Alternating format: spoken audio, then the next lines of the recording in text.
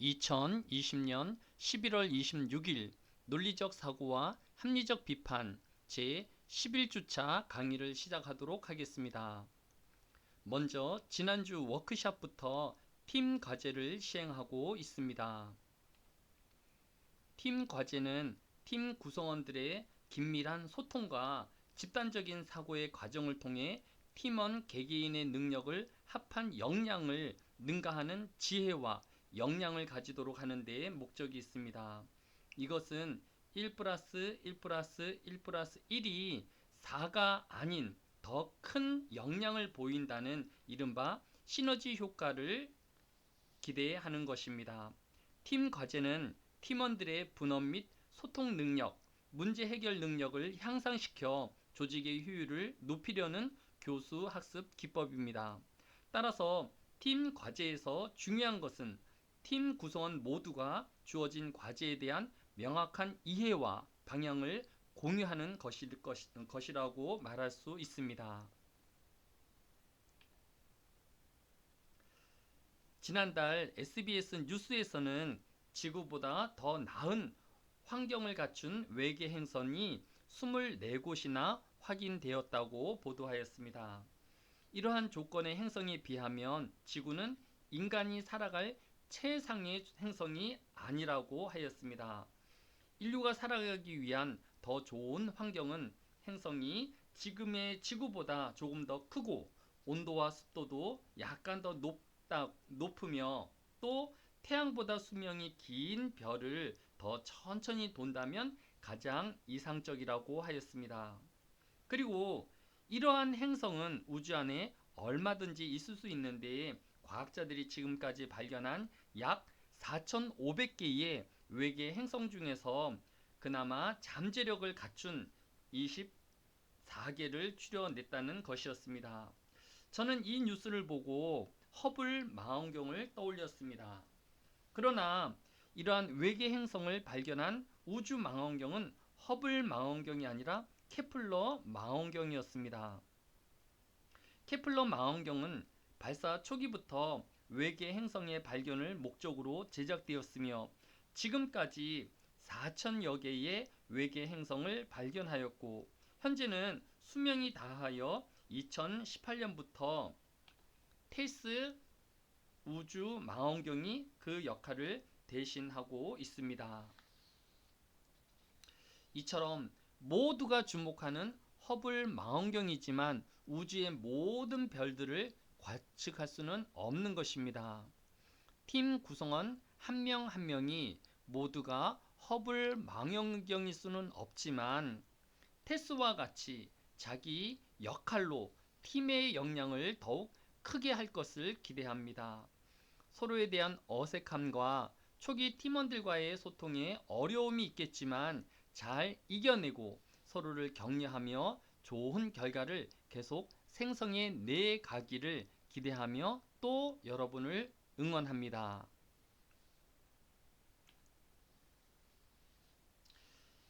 미국의 타임지는 21세기를 맞이하여서 각 세대마다 가장 위대한 인물을 선정하였습니다. 13세기 인물로는 몽골 제국을 건설한 징기스칸을 선정하였습니다. 15세기 인물로는 구텐베르크를 선정하였습니다. 그리고 17세기의 인물로는 아이작 뉴턴을 선정하였습니다. 그러면서 그 선정 이유를 뉴턴은 세계적인 인물이며 그는 이성적인 우주를 상상해냈고 증명해냈다. 실제로 인간의 정신을 다시 고안해낸 것이다. 뉴턴은 이전에 그 누구도 상상하지 못했던 직접 도구뿐 아니라 인류에게 전례가 없는 자신감과 희망을 주었다라고 평가하였습니다. 뉴턴은 만유인력의 발견으로 현재까지 근대 과학의 아버지로 존경을 받고 있습니다.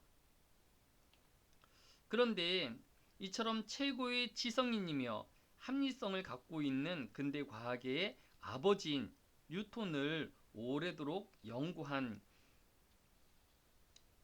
스타 경제학자인 존 메이너드 케인즈는 뉴턴은 이성의 시대를 이끈 선구자가 아니라 마지막 마술사였다라고 혹평을 하였습니다. 그가 뉴턴을 이렇게 혹평한 것은 뉴턴이 그를 유명하게 만든 천문학과 물리학의 연구보다는 연금술에 더 많은 시간과 노력을 쏟았기 때문이었습니다. 뉴턴이 살았던 당시에는 신성 모독의 상징인 연금술과 관련된 사람들을 이단으로 취급하였고 국가에서도 이를 엄격하게 금지하고 있었습니다. 또한 17세기 당시의 사람들조차 연금술사들이 현자의 돌을 찾아다니고 금 만들기 기술을 연마하는 것은 미신이나 주술과 같이 터무니없는 형태로 치부하고 있었던 상황이었습니다. 이렇게 종교적으로 금지하고 일반인조차도 연금술이 터무니없는 비과학적 상식이라고 하였음에도 불구하고 뉴턴은 비밀리에 이 연금술에 관한 연구를 계속하였고 끝내는 중금속에 중독되어 사망하고 말았던 것입니다. 이것은 세계의 천재이자 과학자였던 뉴턴이었지만 같은 시대의 집단 이성의 목소리를 조금 더 귀 기울였다면 더 많은 위대한 업적을 낳을 수 있었을 것이라는 아쉬움을 남기게 됩니다. 우리 한 사람 한 사람이 뉴턴이 될 수 있지만 이번 워크숍을 통하여서 협동학습 모델을 따라 뛰어난 개인보다 팀 활동을 통해 서로 소통하고 창의력을 키우고 서로의 단점을 줄여 나아가는 논리와 비판 능력을 키워가는 여러분이 되기를 기대합니다. 오늘 강의할 내용은 9장 논증을 평가하기 숨은 가정과 다른 관련 논증입니다. 교재 169페이지 첫 번째 줄에 보면 우리는 앞 단원에서 논증이나 설명을 평가하려면 첫째, 이유가 받아들일 만한지 평가해야 한다. 둘째, 추론이 정당한지 평가해야 한다라고 하였습니다. 그러기 위해서는 판단자인 사람이 편향되지 않고 객관적으로 사물과 현실을 볼 수 있어야 할 것입니다. 그런데 교재 169페이지 네 번째 줄에 보면 실제 논증에서는 이 두 가지 이유 때문에 논증 평가가 쉽지 않다고 하였습니다. 그것은 첫째, 배우의 숨은 가정이 있다는 사실 때문에 논증에 대한 평가가 쉽지 않으며 둘째, 서로 다른 때로 상충하기도 하는 고려사항이 있기 때문에 평가가 쉽지 않을 수 있다라고 하였습니다. 이에 대한 이해를 돕기 위해 교재 170페이지 일곱 번째 줄의 예를 들어보도록 하겠습니다. 창업자가 되는 일은 도전적이면서도 돈도 아주 많이 벌 수 있는 직업이다. 자신을 위해 하는 것이므로 자유롭게 일을 할 수 있고 대학 교육이 꼭 필요하지도 않다. 따라서 대학에 가지 않는 사람에게 가장 알맞은 일은 창업자가 되는 것이다 라고 하였을 때에 이 글은 도전적이면서도 돈도 아주 많이 벌 수 있고 자신을 위해 일하는 것을 좋아하는 사람이라면 대학 교육을 받을 필요 없이 창업자가 되면 된다는 것을 가정하고 있습니다. 게다가 성공한 창업자가 되기 위해서는 일에 대한 강력한 의지나 추진력, 모험심뿐만 아니라 조직력이나 관리 능력과 같은 여러 가지 특수한 자질도 갖추어야 하는데 이러한 논의는 생략되고 있는 것을 볼 수 있습니다. 따라서 이 논증은 좋은 논증이라고 판단할 수 없을 것입니다. 이와 같이 논리적인 면에서 이유는 참이지만 결론이 거짓일 수 있는 것입니다. 좋은 창업자가 되기 위해 필요한 조건들에 비해 조금의 인식이 있기에 쉽게 이 논증의 문제점을 판단할 수 있었지만 우리가 잘 모르는 분야에서도 이와 같이 숨어있는 가정을 찾아내기는 쉽지 않을 것입니다.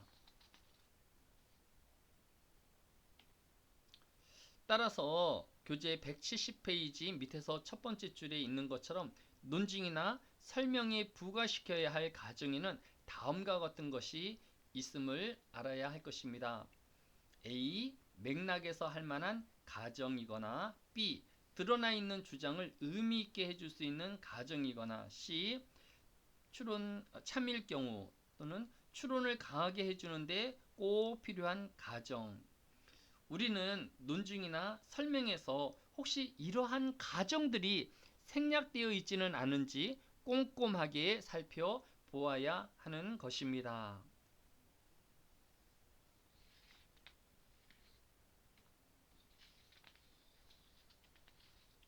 교재 171페이지 문제 9.1을 살펴보도록 하겠습니다.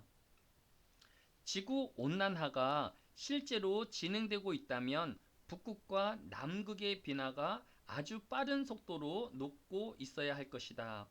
빙하가 녹고 있다면 해수면이 높아지는 결과가 나타나야 한다. 그런데 해수면이 높아지고 있다는 증거가 있다. 따라서 지구온난화가 실제로 진행되고 있음이 분명하다라고 하였을 때에 실제로 현대에 들어서 해수면 상승에 대한 여러 피해들을 경험하고 있으며 이때마다 환경론자들이 지구 온난화에 대한 해수면 상승을 부각시키곤 합니다.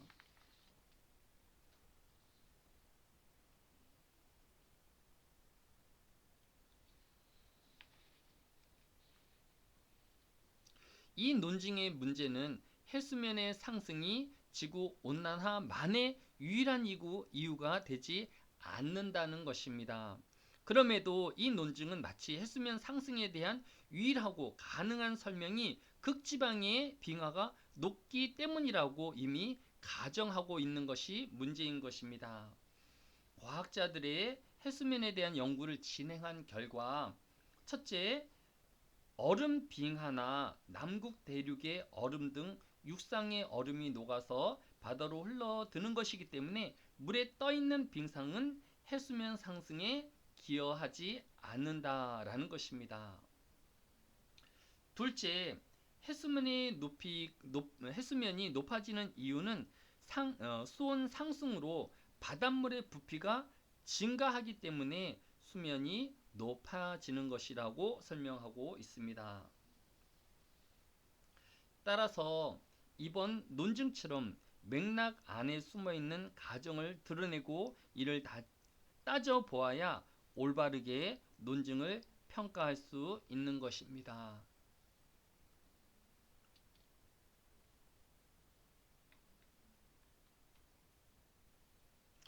이를 뒷받침하는 기사가 이번 주에 있었습니다. 2020년 11월 24일 한겨레 신문에 따르면 남극 빙하 실종 온난화 때문이 아니며 30%는 눈이 덜 와서 생긴 현상이라는 뉴스를 보도하였습니다. 이 기사의 내용은 극지연구소는 24일 그동안 학계에서는 남극 빙하량 감소가 전적으로 해양 온난화 때문이라고 알려져 왔지만 최근 10여 년 동안 감소한 남극 빙하의 양의 30%는 눈이 덜 내렸기 때문이라고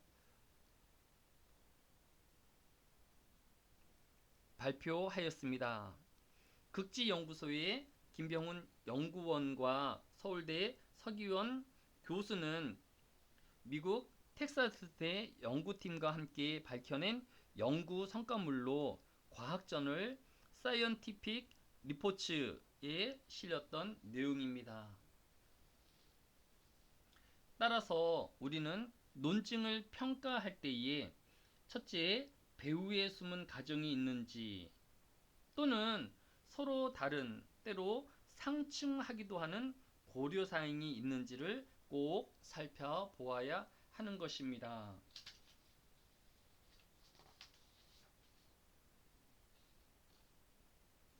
이처럼 우리는 논증에 숨겨져 있는 가정이나 또 고려사항이 있는지를 살펴보아야 이 논증을 올바르게 평가할 수 있게 되는 것입니다. 다음 시간에 이어서 강의를 이어가도록 하겠습니다.